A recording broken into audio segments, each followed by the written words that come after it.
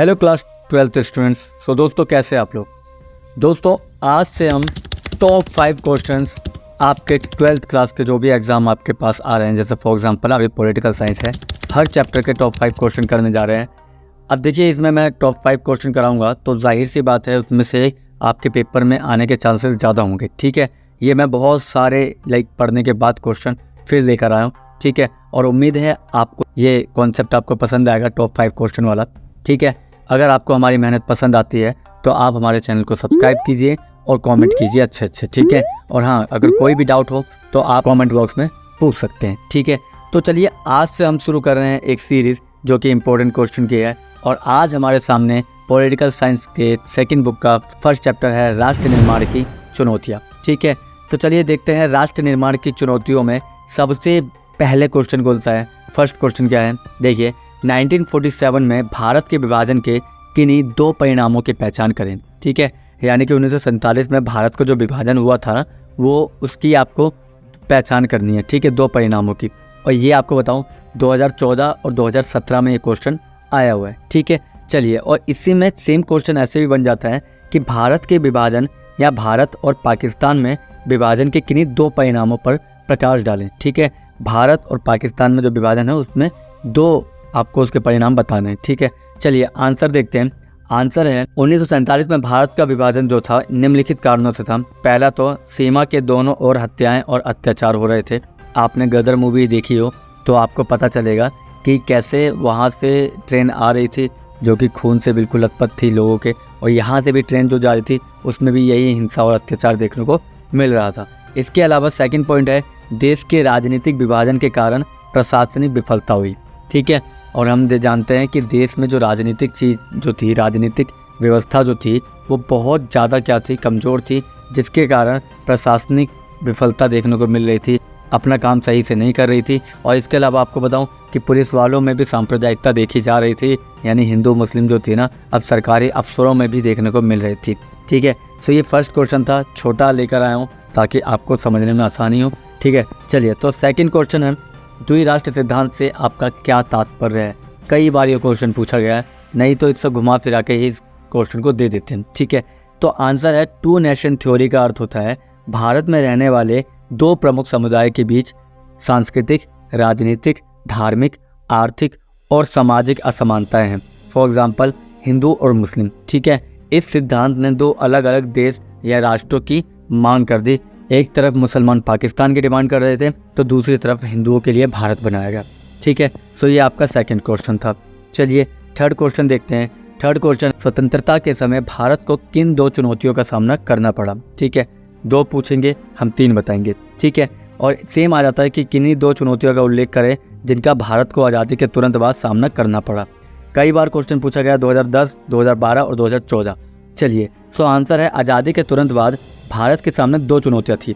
पहले तो था एक ऐसे राष्ट्र को आकार देने की चुनौती जो हमारे समाज में विविधता के लिए अनुकूल हो, यानी कि पाकिस्तान तो अलग बन गया मुस्लिमों के लिए, मगर फिर भी भारत के अंदर 565 प्रिंसली स्टेट थे। ठीक है, राजा रजवाड़ों का स्टेट था। ठीक है, जो कि अलग अलग लैंग्वेज, अलग अलग धर्म और अलग अलग सांस्कृतिक पहचान लेकर बैठे थे। पहले उन सबको जोड़ना भारत के लिए बहुत बड़ी चुनौती थी। इसके बाद सेकंड पॉइंट था लोकतंत्र स्थापित करना।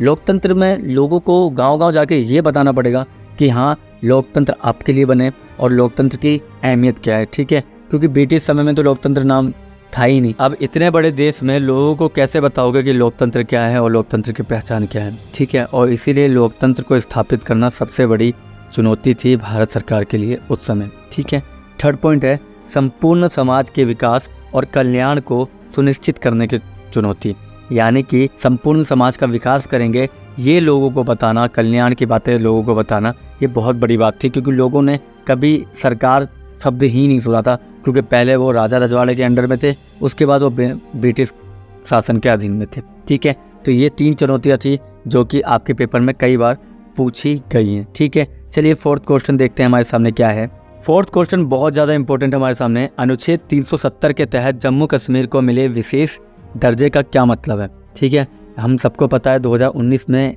370 हटा दी गई है धारा, मगर हम 370 के बारे में आप पढ़ रहे हैं कि ऐसा क्या था जिसने जम्मू कश्मीर को एक अलग इम्पोर्टेंस दे रखी थी। चलिए आंसर देखते हैं। विभाजन के बाद कश्मीर के हिंदू शासक हरि सिंह ने भारत सरकार के साथ इंस्ट्रूमेंट ऑफ एक्सेशन पर हस्ताक्षर किए।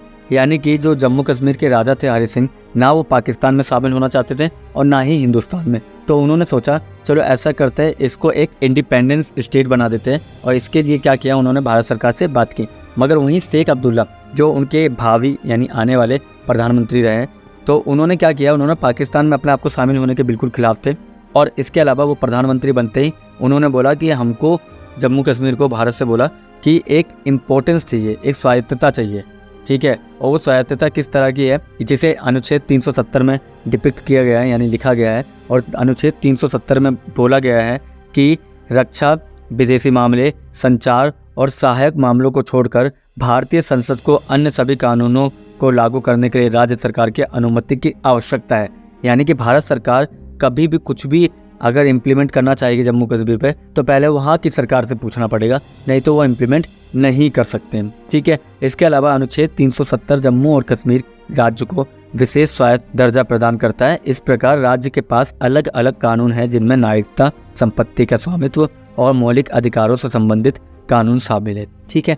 यानी कि वहाँ के राज्य के जो लोग हैं उनको भी ये सारे अधिकार मिले हुए हैं जो भारत के अंदर भारत कॉन्स्टिट्यूशन में लिखा गया है, ठीक है। समझ में आ गया आपको फोर्थ क्वेश्चन। चलिए फिफ्थ क्वेश्चन देखते हैं हमारे सामने क्या है। लास्ट क्वेश्चन बहुत ज़्यादा इंपॉर्टेंट है, चलिए देखते हैं।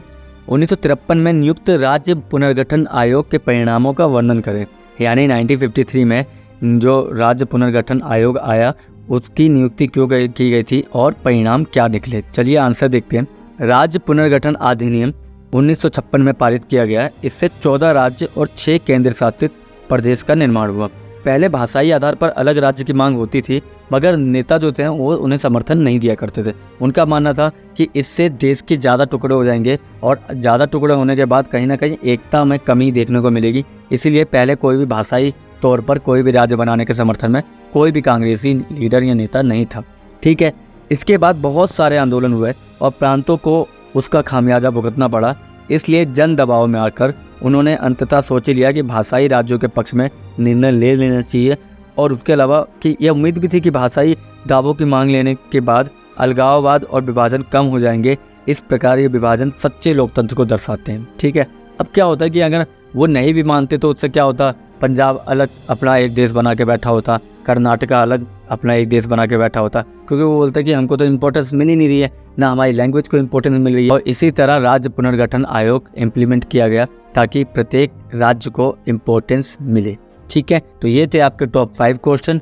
मिलते हैं किसी और वीडियो में। अगर आपने चैनल को सब्सक्राइब नहीं किया है तो जाकर पहले वो कीजिए, बेल आइकन को दबा लीजिए। और अगर आपके कोई भाई बहन 9th 10th क्लास में है तो हमारा दूसरा चैनल सजेस्ट कर दीजिए, उसमें बहुत सारे लेक्चर्स मैंने डाले हुए हैं टॉप 5 क्वेश्चन के भी और ऑलरेडी चैप्टर्स भी, ठीक है।